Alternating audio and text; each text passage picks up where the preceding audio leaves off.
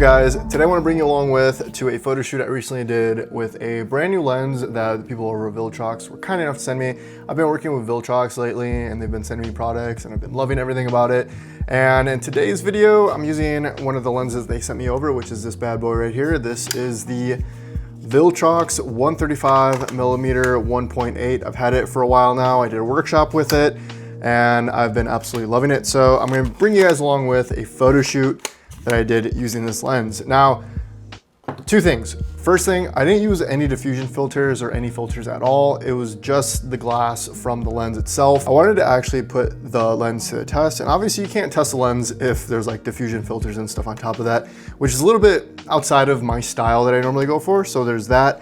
And then two, this is a 135mm, which is far more telephoto than I ever really shoot with. I typically stick to about 50 to 75mm range.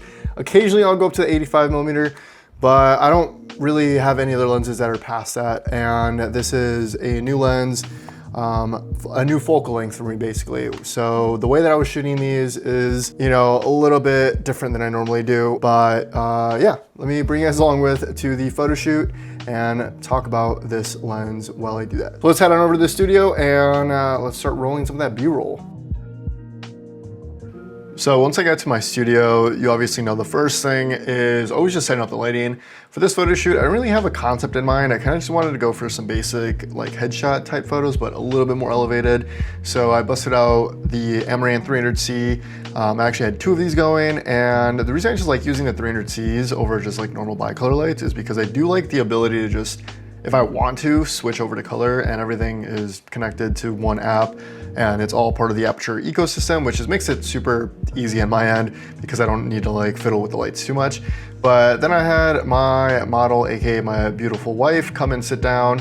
And the reason I had her sitting is because with the lens being a 135mm, that's actually super tight, and I just didn't really want to stand like 30 feet away to get full body portraits or full body photos.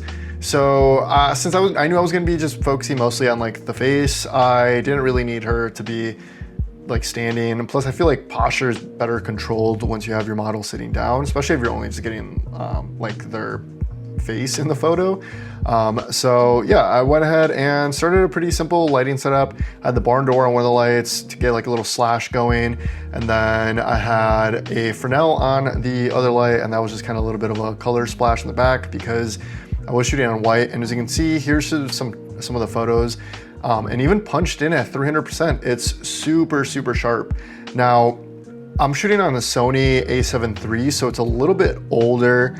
And even with the older a7 III, I'm still getting super fast autofocus. Like I did not even for a second need to adjust any of the autofocus. The only time I did need to adjust it was when I was in like the macro setting, because for some reason it was acting a little wonky, but this was one of those photos, and as you can see, it was just super duper sharp. This lens is honestly probably the sharpest lens I own. I'm not too big into buying the G Master lenses because I just feel like for what you're paying for them, I personally don't really need them for my work, especially since I usually use diffusion filters all the time.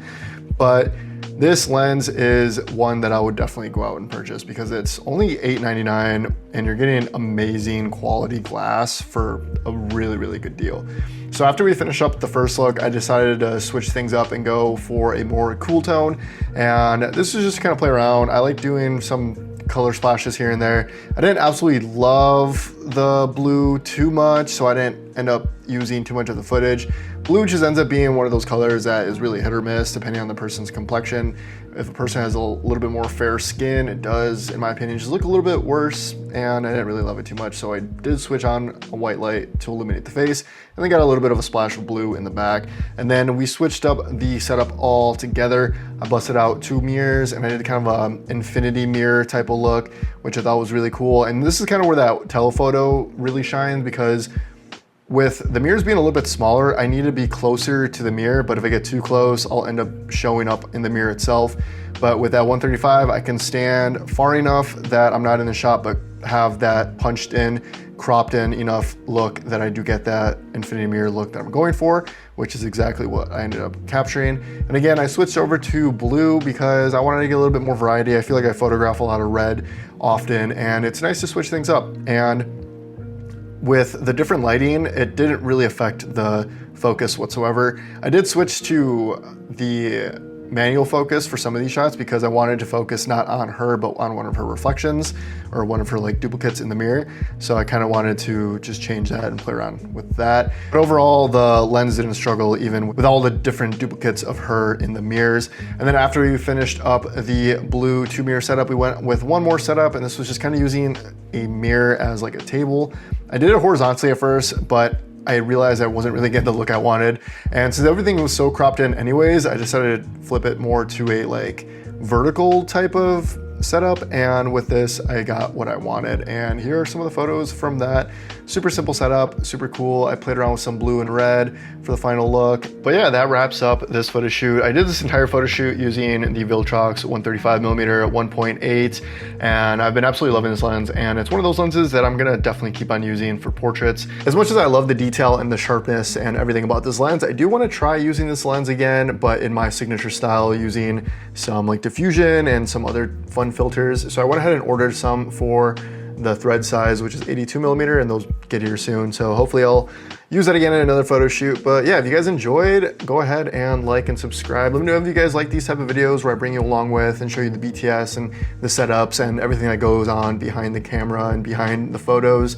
And also, if you have any questions of the Viltrox 135mm 1.8, let me know in the comment section below. I've been using it for like 2 months, so I feel like I'm pretty versed in the lens itself. But yeah, thank you guys for watching, and I'll see you guys in the next one. See ya.